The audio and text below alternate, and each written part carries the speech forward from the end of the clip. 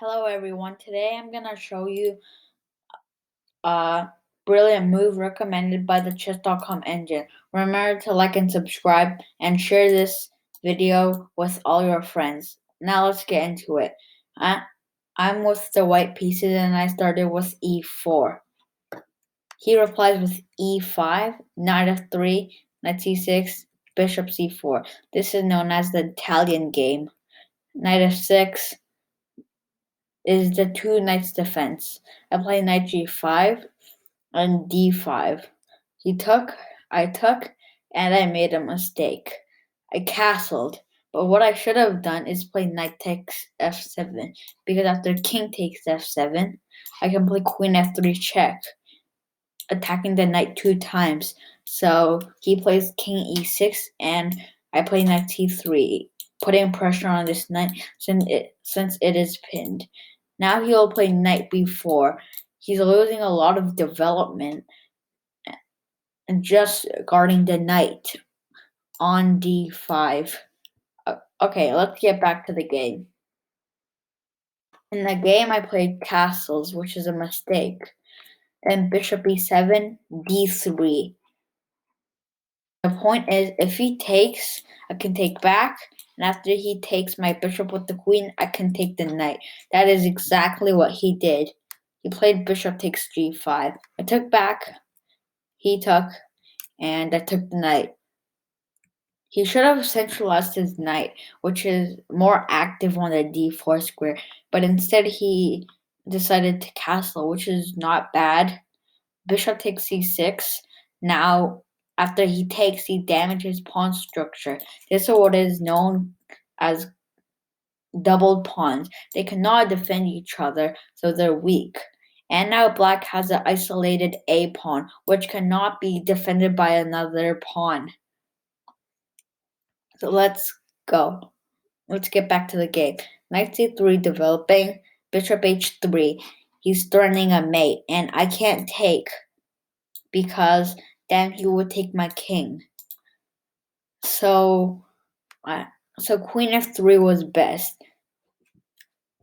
Bishop g4 is an inaccuracy because now I can take a free pawn like queen takes c6. Or if he played bishop to d7, I cannot take this pawn because he can just take back. But in the game, he played bishop g4, and I took the pawn. He played another mistake, and I made a mistake.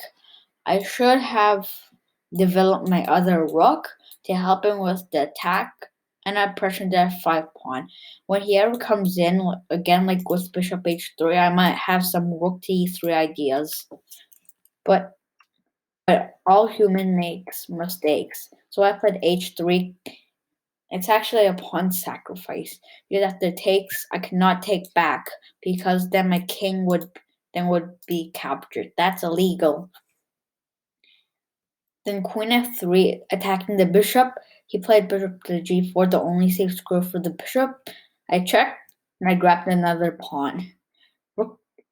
He puts his rook on the only open file to attack my queen. I took another pawn and f4. I should have played f3. I should have played f3 to attack the bishop, and if he plays bishop h3, then I have rook to f2, holding the g2 pawn.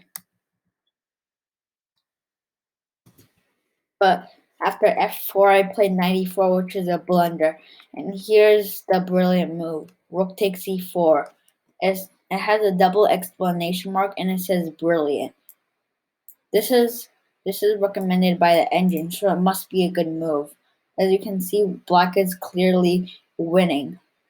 After d takes c4, it was a blunder because it was a forced mate in 4.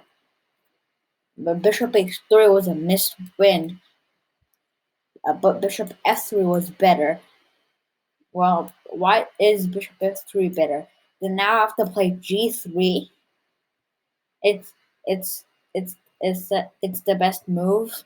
And now after queen to h6, there's no stopping queen h1 checkmate. Instead of just giving up your queen, you take with the king and still threaten checkmate. There's no stopping checkmate. So let's say, example, you take the pawn and now checkmate. In the game, you played the wrong move, and now I'm better. I played g3 and he made a mistake. He took the pawn, but he could have took the rook, which is worth way more than a pawn. I took back. Now, if you notice, like, he can't take the rook because his queen will be hanging. For example, if he takes, I just take. So in the game, he took my queen with check, and I took back. He thought he was winning after rook takes f1 because he has a defender, but I took back and I took the bishop. That's where he resigned. Let's see why.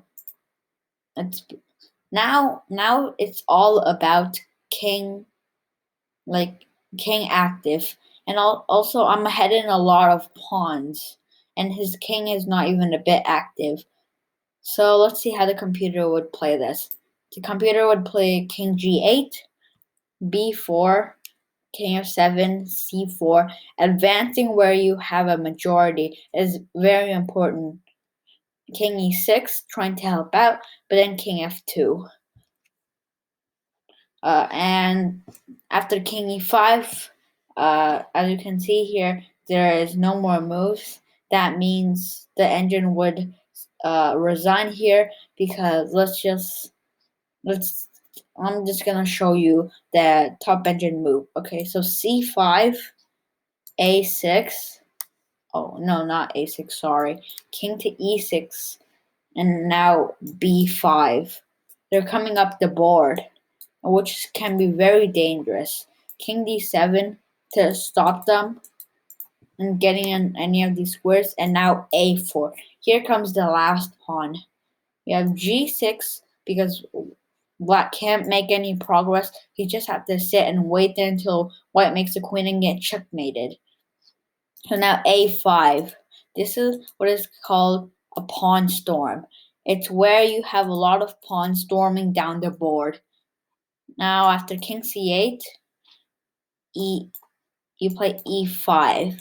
And now there's just too much pawns to stop. If you try to stop these pawns, then this will likely to promote. So after king d7, b6, and after takes, you play c takes b6, and these pawns are just unstoppable. Let's say king c6, then e6. This pawn's gonna promote. So let's just say black plays a random move like h6. Then play a6. You can't take this because then you can queen. There's no stopping queen, but it doesn't matter what you play. White will play either a7 or e7 or b7, and you'll just be lost. So king takes b6, then e7. You can grab another pawn, but I queen. Let's say like not king b6, g5 or pawn push. Then you play queen e6 check, king b7, and you grab this pawn. You'll try to grab this pawn to queen your other pawn. So g4, holding on to it for one move. Queen g7, king c6, queen takes g4, and king d6.